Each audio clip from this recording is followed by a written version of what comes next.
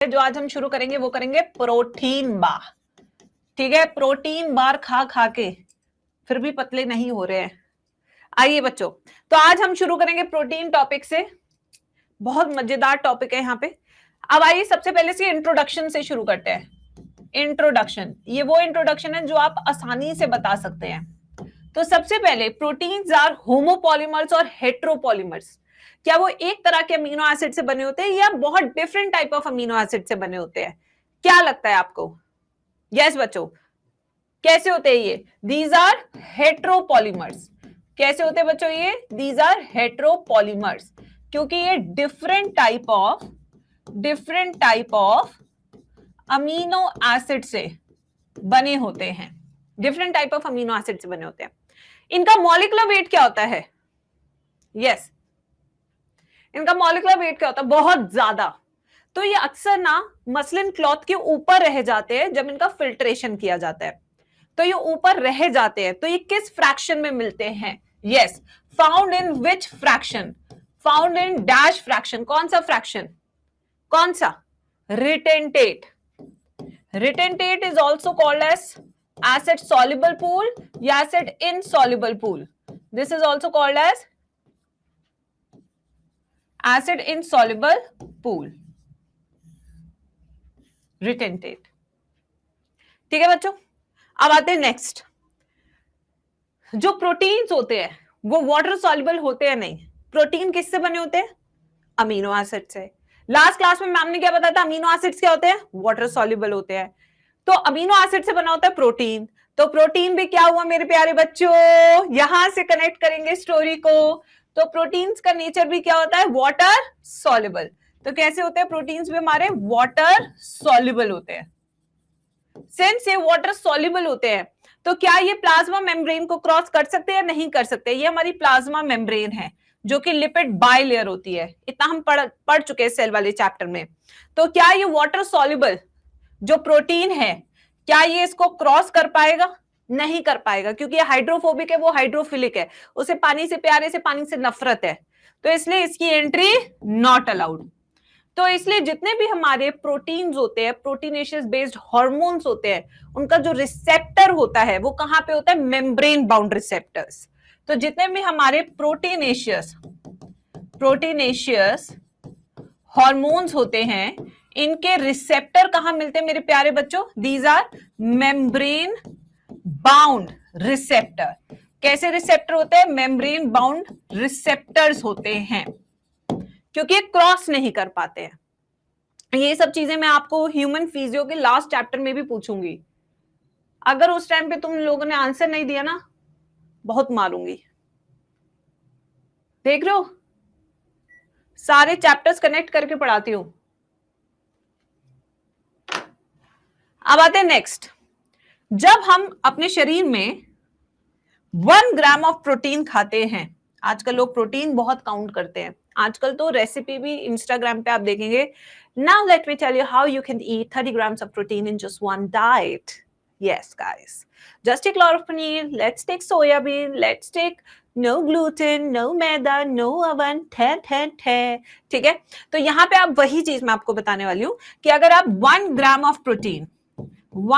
Of protein अगर आप शरीर में खाते हैं अपने भोजन के द्वारा, तो आपको केवल 4 किलो कैलोरी ही मिलती है।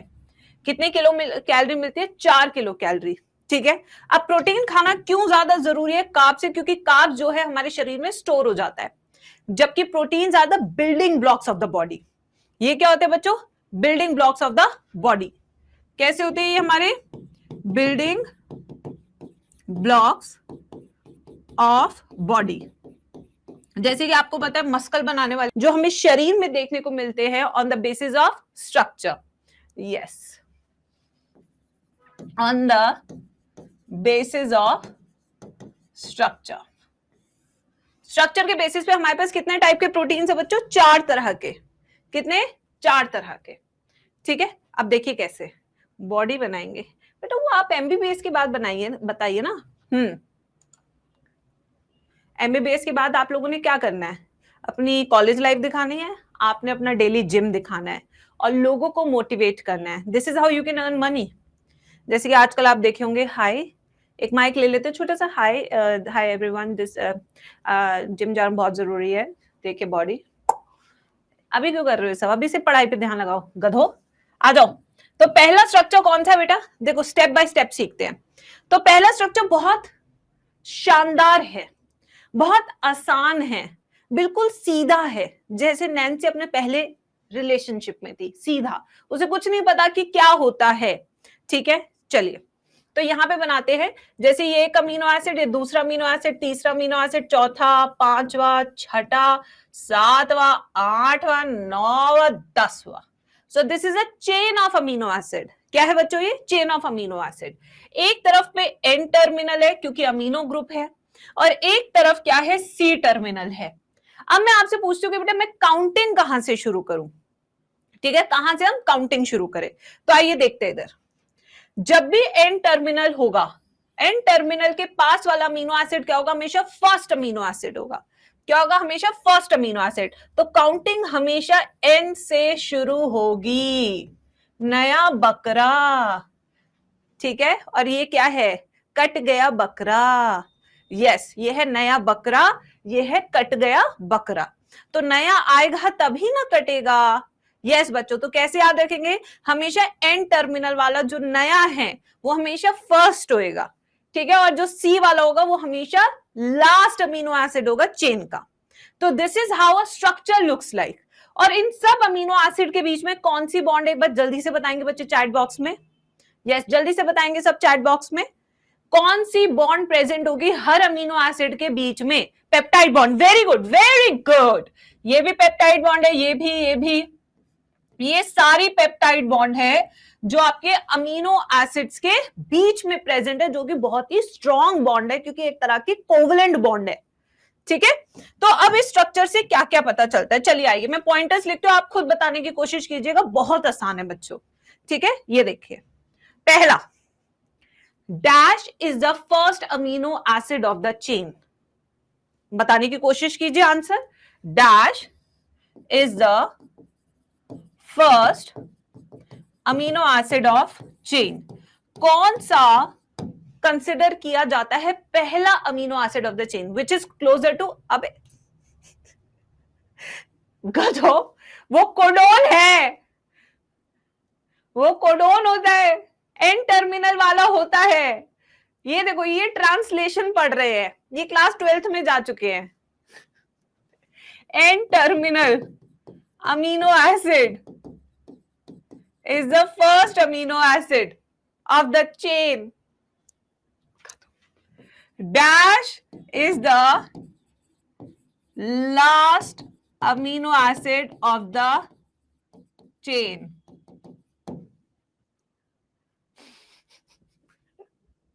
चलो अब ढंग का आंसर आ रहा है। कोई नहीं, कोई नहीं, एक बार ऐसा होता है गाइस, गलतियों से ही बच्चा पार्टी सीखते हैं।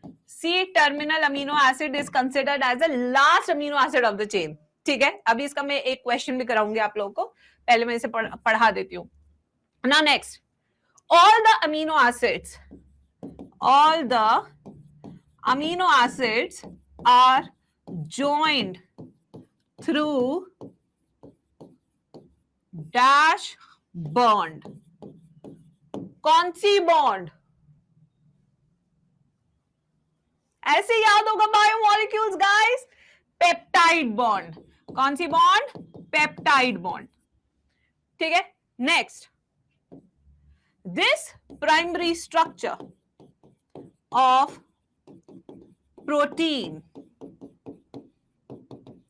gives information about, guys, ये क्वेश्चन हमारी बहुत पुरानी एनसीईआरटी में था, 3 एडिशन पहले वाली एनसीईआरटी में। ठीक है, तो वही सेम मैं बनाऊंगी अभी, इस तरीके से था उसका डायग्राम।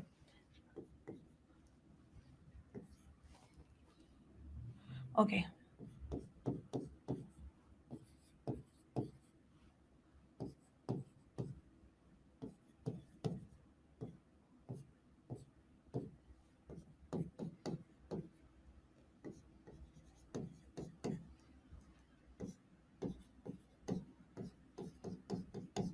ओके बच्चों, सो प्लीज एक बार डायग्राम देख लीजिए। रिया बेटा मैं पढ़ा दूं या टेस्ट का आज आप तैयारी करेंगे पूरे टेस्ट की, क्योंकि बायोमोलिक्यूल्स भी आएगा टेस्ट में, तो अगर आप नहीं पढ़ेंगे तो आपका फिर टेस्ट अच्छा नहीं जाएगा। ठीक है बेटा, चलिए। Now I will ask few questions here. 1, first amino acid कौन सा है इस प्रोटीन चेन में? लास्ट अमीनो एसिड कौन सा है इस चेन में? OH ग्रुप वाले कौन से अमीनो एसिड है इस चेन में? एरोमेटिक अमीनो एसिड कौन से हैं इस चेन में? ओके, सल्फर अमीनो एसिड कौन से हैं इस चेन में? न्यूट्रल अमीनो एसिड कौन से हैं इस चेन में? चलिए, गोइंग टू गिव यू, आ सकते हैं, बिल्कुल आ सकते हैं। जिस तरीके से नीट का पैटर्न बदल रहा है, एनालिटिकल क्वेश्चंस भी आ सकते हैं, और ये पुरानी एनसीईआरटी में ही था। तो एन टर्मिनल वाला नया अमीनो एसिड यानी कि फर्स्ट अमीनो एसिड होता है। तो अगर हम यहां से इस चेन को शुरू कर रहे हैं तो पहला वाला अमीनो एसिड कौन सा है बेटा? मीथियोनिन। तो यहां पे पहला आंसर क्या होगा? मीथियोनिन। अभी पूछ रहा लास्ट अमीनो एसिड, इसके लिए हमें किस टर्मिनल पे जाना होता है? C terminal. सी टर्मिनल के पास ये वाला अमीनो एसिड लास्ट है, इसके बाद मैंने कोई भी नहीं बनाया।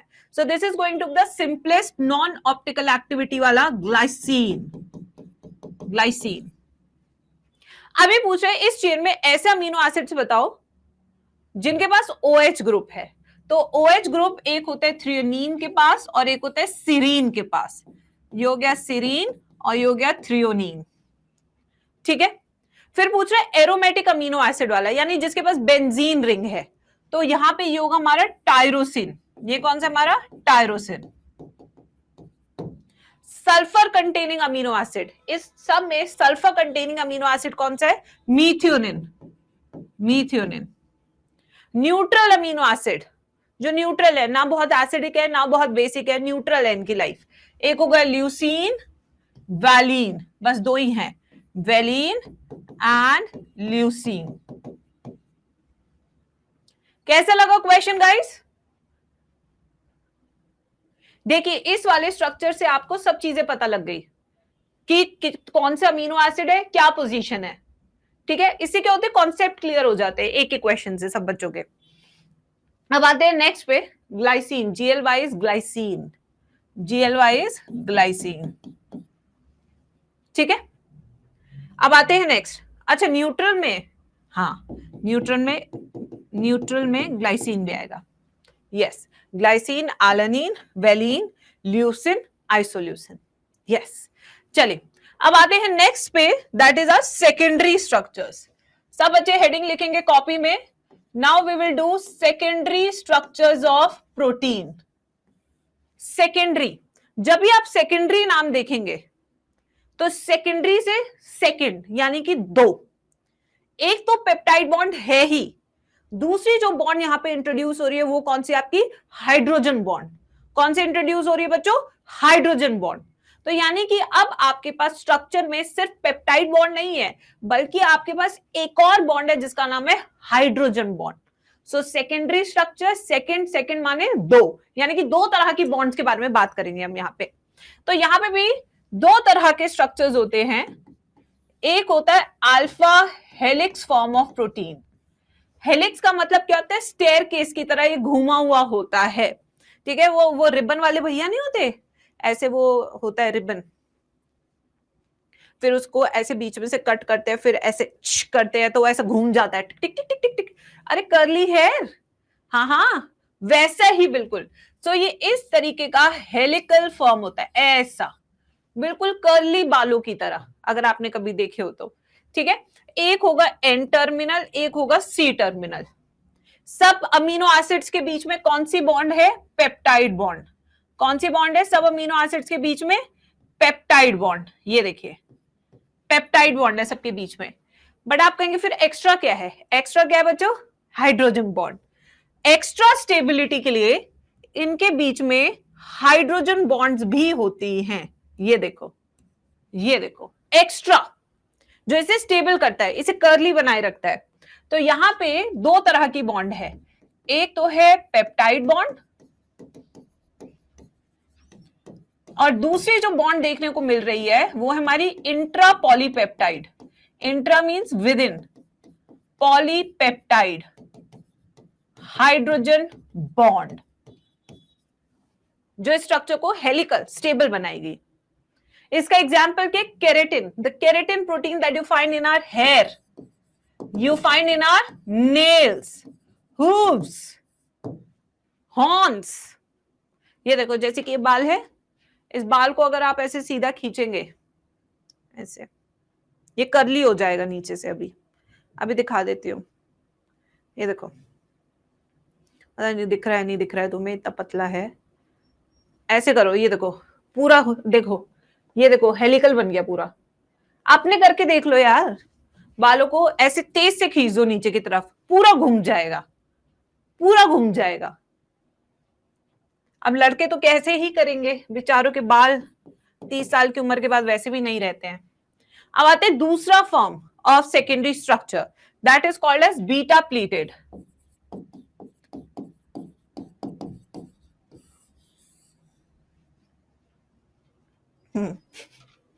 लड़कों तुम मत करना, मत करना।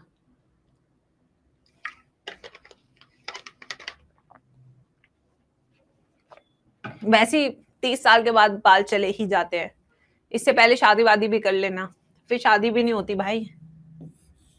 देखो जिंदगी में प्रैक्टिकल रहना बहुत जरूरी है, मैम हमेशा ये बात बोलती है। ये हमारी दो पॉलीपेप्टाइड चेन है, दो प्रोटीनेशियस चेन है, इनके बीच में होती है हाइड्रोजन बॉन्ड, ऐसे स्टेबल करने के लिए, ऐसे। ओहो, ये देखिए ये वाली, तो ये विद इन पॉलीपेप्टाइड नहीं है, बल्कि दो पॉलीपेप्टाइड के बीच में हाइड्रोजन बॉन्ड्स है। यस, ये देखिए, ये हो गई हमारी इंटर पॉलीपेप्टाइड हाइड्रोजन बॉन्ड, दो के बीच में स्ट्रक्चर देखिए। And this you find in silk fibroin, जो सिल्क की साड़ियां पहनती है लड़कियां, वही वाला सिल्क फिब्रोइन। तीसरा जो हमारा स्ट्रक्चर है that is called tertiary structure. This is very important for NEET exam, यहां से क्वेश्चन आपको दिखेंगे पेपर में। टर्शरी स्ट्रक्चर्स, टर्शरी यानी कि number of bonds will increase और डिक्रीज। देखो नाम पे बहुत चीजें होती है, अगर आप नाम से चीजों को, टॉपिक को जोड़ना शुरू कर दो ना, तो आपको लर्न करने की जरूरत ही नहीं है बायोलॉजी। टर्शरी, और ज्यादा नंबर ऑफ बॉन्ड्स आ गई है, और ज्यादा टाइप ऑफ बॉन्ड्स आ गई है। ठीक है, अब देखते हैं कैसे। आइए, तो हम यहाँ पे एक वुलन बॉल स्ट्रक्चर बना रहे हैं, वुलन बॉल स्ट्रक्चर।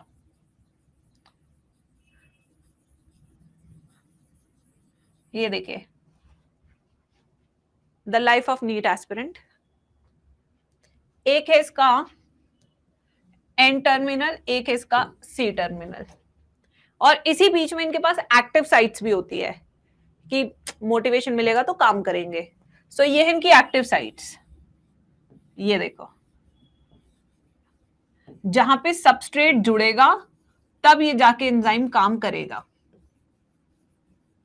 निठल्ला एंजाइम काम ही नहीं करेगा। जैसे कि अगर क्लास नहीं आज केमिस्ट्री की, तो सिर्फ 5% बच्चों ने पढ़ाई की होगी, बाकी सब अरे चल छोड़ कल कर लेंगे।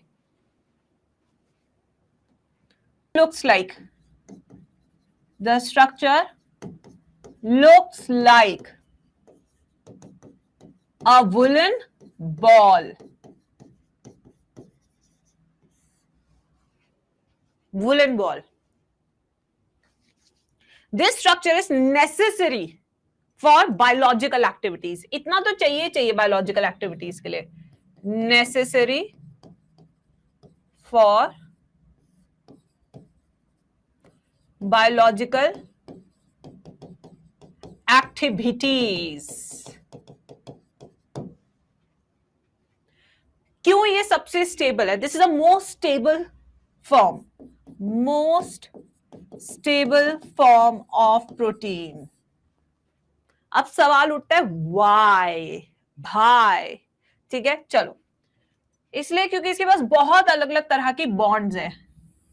पारो गई तो कोई नहीं, चंद्रमुखी आ जाएगी, चंद्रमुखी गई तो चलो कोई नहीं, श्रीलीला आ जाएगी, श्रीलीला गई तो पुष्पा आ जाएगी, कुछ ना कुछ तो आ ही जाएगा ना बेटा स्टेबिलिटी के लिए। तो यहाँ पे दो तरह की बॉन्ड्स बनती है, एक है हमारी कोवलेंट बॉन्ड्स जो बेटा बहुत मजबूत होती हैं, और एक होती है हमारी नॉन कोवलेंट बॉन्ड्स जो नाजुक होती हैं। Covalent, non covalent bonds. Covalent bonds कौन सी होती है स्ट्रक्चर में प्रोटीन के, जैसे पेप्टाइड बॉन्ड, और कौन सी बॉन्ड होती है डाइसल्फाइड बॉन्ड। ये सब मजबूती देने वाली है। और आने जाने वालियों के नाम भी देख लेते हैं, जैसे Van der Waals forces,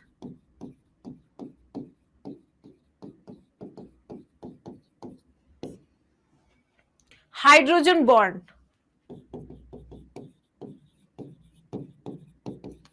ionic bond, hydrophobic bonds. डर भी एक बहुत बड़ी बॉन्डिंग होती है, डर भी एक बहुत बड़ी बॉन्डिंग होती है, मैं बता दूं। टर्शियरी स्ट्रक्चर का which you find as a pigment in our muscles, that is our myoglobin.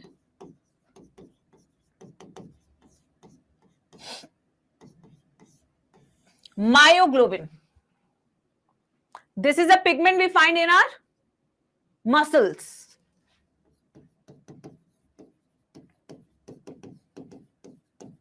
एक पिगमेंट होता है हमारे ब्लड में जिसका नाम क्या होता है बच्चों, हीमोग्लोबिन। एक पिगमेंट होता है हमारे मसल्स में जिसका नाम होता है मायोग्लोबिन। ये चीज अभी हम ह्यूमन फिजियो में भी पढ़ेंगे, तो उसका इंट्रोडक्शन यहीं से लेना शुरू कर दो, ठीक है। Myoglobin found in muscles. अब आप कहेंगे मैम मसल में क्यों है ये, वाई भाई क्यों है मसल में, क्योंकि इसके पास एक Fe2+ होता है। कितना होता है इसके पास, 1 Fe2+, सिर्फ एक ही Fe2+ होता है बेचारे के पास, और ये एक Fe2+ एक ही लैला से जुड़ पाता है, और वो एक लैला का नाम क्या है, ऑक्सीजन। सो यानी कि अगर नीट में क्वेश्चन आ रहा है how many oxygen is carried by myoglobin, what will be your answer?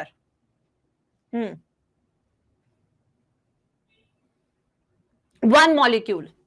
So myoglobin carries only one molecule of oxygen in muscles. जबकि हीमोग्लोबिन अभी अभी मैं करा रही हूं, आपको पता लगेगा, अभी हीमोग्लोबिन भी कर रहे हैं इसके बाद हम। मायोग्लोबिन ज्यादा भूखा होता है हीमोग्लोबिन से, ठीक है। अगर मान लो कि पिज्जा लेके जा रहे हैं, मुझे भूख लगी है, मैं पिज्जा लेके जा रही हूँ, बट मेरे से भी तगड़ा कोई भूखा है तो एक दे दे, एक दे दे। जैसे कभी शादियों में आप लोग गए हो, भैया आ रहे होते हैं पिज्जा लेके, ठीक है, मैं देख रही होती हूँ अभी वो आने वाला है, इस बीच में बच्चे आ जाते हैं, भैया भैया पिज्जा दे दो, पिज्जा भैया, पिज्जा भैया, पिज्जा भैया, पिज्जा। जब तक वो आता है खाली हो जाता है। तो बेटा आपको ये समझना होगा मैं हीमोग्लोबिन हूं और वो बच्चे मायोग्लोबिन है, वो मेरे से भी बड़े भूखे हैं पिज्जा के, जो रास्ते में आते आते ही निपटा दे रहे हैं सारा का सारा पिज्जा और ऑक्सीजन। तो मैं कौन हूं, हीमोग्लोबिन। मैं कम भूखी हूं, बट वो बच्चे ज्यादा भूखे हैं, इसलिए बेचारे एफर्ट ले रहे हैं पिज्जा तक जाने का और रास्ते में ही ले लेने का। तो ये जो भूख होती है इसको एफिनिटी कहते हैं। तो यहां पे हम क्या देखेंगे कि myoglobin has more affinity. Affinity क्या है, भूख। मोर एफिनिटी, यहां मैं लिख देती हूं भूख, for oxygen as compare to haemoglobin. अब हम बात करेंगे किसकी, क्वाटरनरी स्ट्रक्चर्स की। आ जाओ, क्वाटरनरी स्ट्रक्चर्स। इस स्ट्रक्चर को मैं किटी पार्टी स्ट्रक्चर बोलती हूं। क्या बोलती हूं, किटी पार्टी। हर एक चेन अपने में धुरंधर है, ठीक है। देखिए कैसे क्वाटरनरी स्ट्रक्चर में क्या होता है, ये हमारा एक प्रोटीन है, ये दूसरा प्रोटीन चेन है, ये तीसरा प्रोटीन चेन है, ये चौथा प्रोटीन चेन है। तो यानी कि 4 प्रोटीन चेन आकर एक स्ट्रक्चर बना रही है, समझो बात को यहां पे। और इसके बीच में Fe2+ है, यहां पे भी Fe2+ है, यहां पे भी Fe2+ है, यहां पे भी Fe2+ है। ये देखिए, ये चेन हमारी α1, α2, β1, β2। This entire structure with 4 protein chains and 4 molecules of iron is called as quaternary structure of hemoglobin. This is very stable pigmented form, and this carries 4 molecules of oxygen. ये देखिए, now you can compare this and this structure.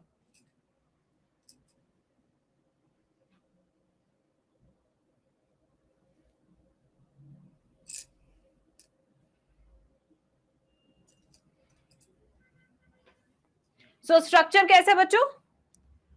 इसके पास alpha की 2 chain है, beta की 2 chains है, and this molecule can carry dash molecule of oxygen. Please लिखिए जिससे कि आपको डिफरेंस पता लगे मायोग्लोबिन और हीमोग्लोबिन के बीच में। So this carries more amount of oxygen. ये देखिए, this will carry more amount of oxygen as compared to myoglobin.